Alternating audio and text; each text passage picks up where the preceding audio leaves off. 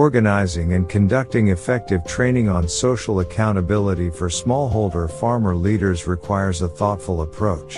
This training should be memorable, interactive, and draw from local experiences. It should engage 15 to 20 participants, including farmer leaders, both women and men, youth, and marginalized groups. To enhance the impact, the training should also include representatives from local government, such as councilors, traditional leaders, extension officers, media, and district officers involved in agricultural planning and budgeting. Over the course of 4 days, the training will run from 8 a.m. to 5 p.m., with tea and lunch breaks to keep the energy high. The facilitator should be someone knowledgeable in national and district agriculture plans, budgets, and reports, ensuring the discussions remain relevant and informative. Key materials needed: a well-ventilated venue for interactive sessions, allowing room for simple games and activities. LCD projector, speakers, and music to keep participants engaged. Manila papers or flip charts for visual brainstorming and group exercises. Markers, pens, notebooks, and sticky notes to encourage collaboration and note-taking. Animation videos that bring social accountability topics to life in a fun and relatable way. Reference publications, such as reports, to provide real-world examples.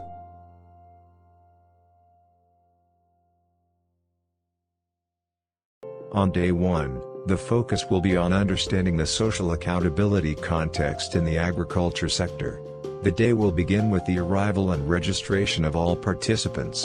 The facilitator will officially invite participants and introduce the purpose of the training, its objectives, and outline the 4-day schedule.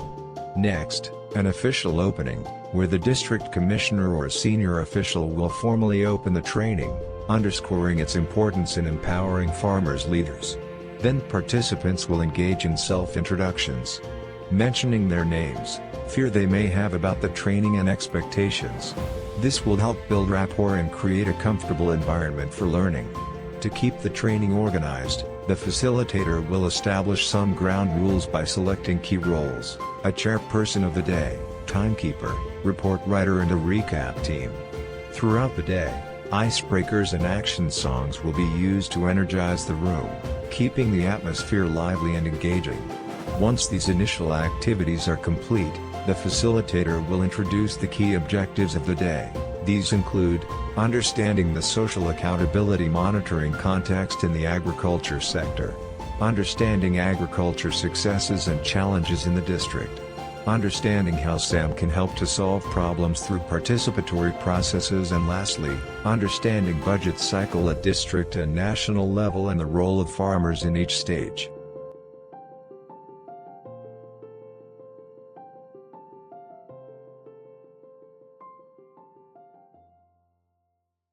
The first topic we'll discuss on how to use social accountability monitoring to address agriculture challenges in the district with gender responsiveness. In our first session, participants will learn the fundamentals of social accountability monitoring within the agriculture sector. What exactly is social accountability? Social accountability is defined as citizen-led action to demand responsibility and responsiveness from the duty bearers, including public officials and service providers. It consists of actions initiated by citizen groups to hold public officials, politicians and service providers accountable for their conduct and performance in delivering services, improving people's welfare and protecting people's rights. In this session, we will discuss how you have been demanding social accountability. How did you make your voices heard? What approaches did you use? Were they effective? This will help us build a strong foundation for further learning and action.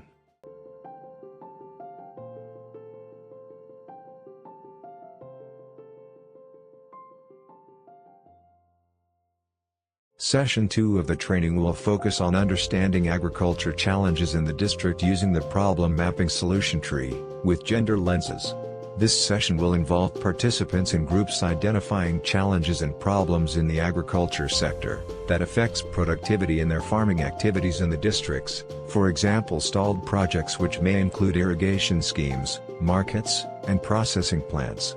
Participants will also identify the root causes of the problems and effects or consequences of the problems. Key issues to consider: 1. Problem clustering in subsectors, crops, livestock, forestry, beekeeping, and fisheries. 2. Service areas, which may include financing, extension services, land ownership, seeds, production, labor, gender, and youth, climate, access to market, electricity, cess, levies or taxes, pest and disease control. 3. Infrastructure, which includes rural roads, irrigation schemes, warehouses, market and crop processing factories.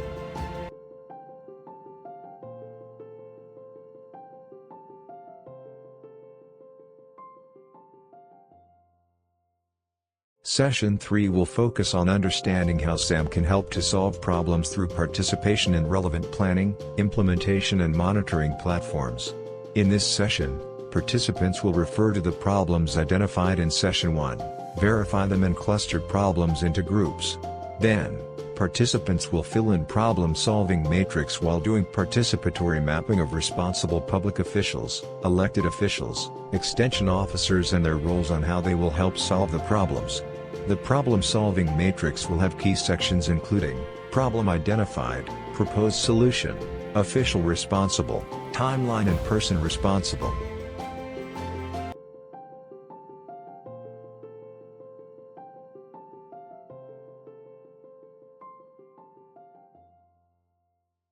In Session 4 of this training, we will dive into the budget-making cycle and explore the roles that farmers, councillors, parliamentarians, and other key actors play at various stages.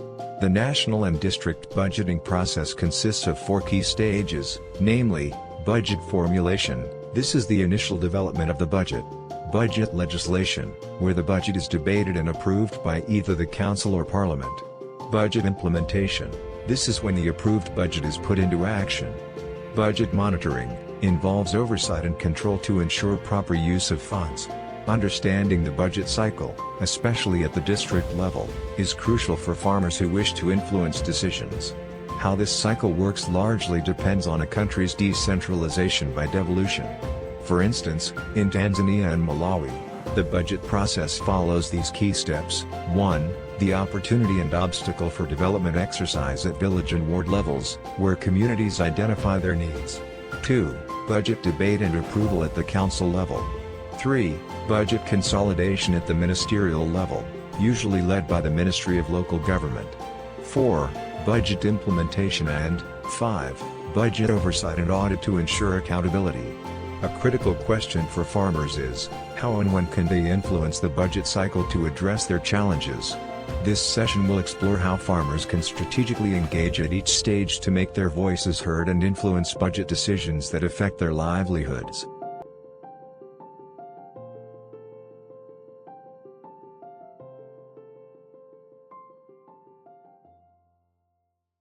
In Session 5, the final session of the day, participants will engage in a participatory reflection to discuss emerging issues and key action points.